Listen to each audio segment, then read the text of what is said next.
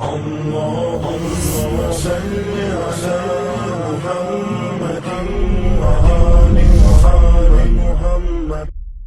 jinn have a very unique power, which is truly bizarre, and physicists who are Muslims should really marvel at this. From the story of Sulaiman and Sheba, and that is the power to transform matter into energy and back into matter again.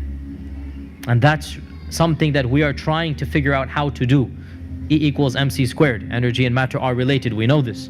And the jinn have the power to do this. How do we know this? The throne of Bilqis, or the queen of Sheba, the throne that from Yemen to Jerusalem, قال عفريت من الجن.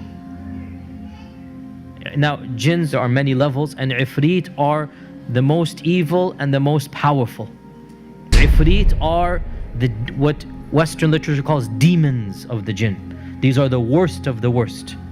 So the ifrit said, I can bring you the throne before you even stand up. Which makes total sense, physically speaking, from physics, I mean. If the jinn can go and come back at the speed of light, and this one jinn is so powerful. Now again, this is my 2 cents. It is as if Allah is saying this is the max that any jinn can possibly do.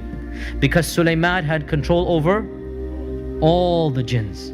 And one of them said, just one, which means the rest, they don't have that power, right? So we need to put things into perspective, that the jinns are not all of them so powerful. One only said that he can do this. That was the strongest and the best. So therefore we need to understand that what is the strength of the strongest jinn that maybe we have ever seen. He can pick up the throne of Sheba. Okay, in these days a crane can do that.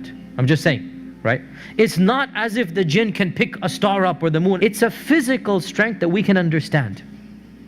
And what was supernatural for us was what?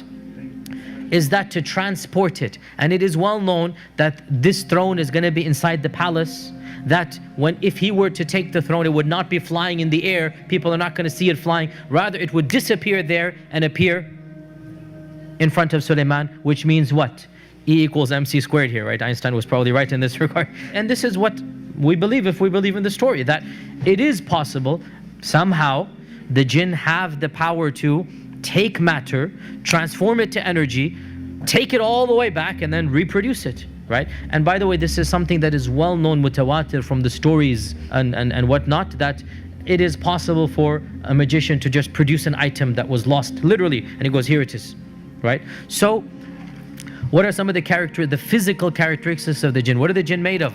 What type of fire? Smokeless fire. So if they're a type of energy, how fast can they go? Quite literally, the speed of light. Quite literally, they travel at the speed of light, right? If they're energy, then do physical structures block them? No. Just like my phone is working right now and we're inside the room, right? Just like radio waves, just like other waves are coming into this room, and the physical structure has nothing to do with them. They're made out of smokeless fire, so this makes them invisible to us, right? They have the capacity to transfer from one energy to another, so they can become physical, and they can be seen to us when they want to. So how do they do that? In our modern vernacular, they'll simply shift into the color spectrum of light waves. What is the only energy that we can see, I should say? It's a very small window, the colors of the spectrum, right? So the jinn have the capacity to just move their energy into that level, if you like, and they can then appear to us.